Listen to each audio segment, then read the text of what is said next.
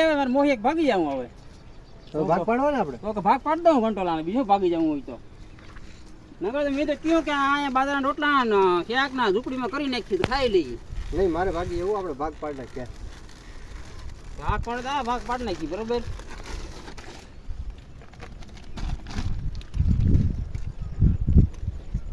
एक तेरा दो मेरा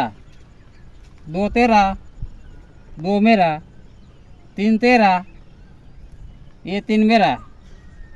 चार तेरा आ चार मेरा तू समझा बराबर मोही वक्त पड़ी गया ने व्यवस्थित ભાગ તો પડી ગયો પણ આ શું છે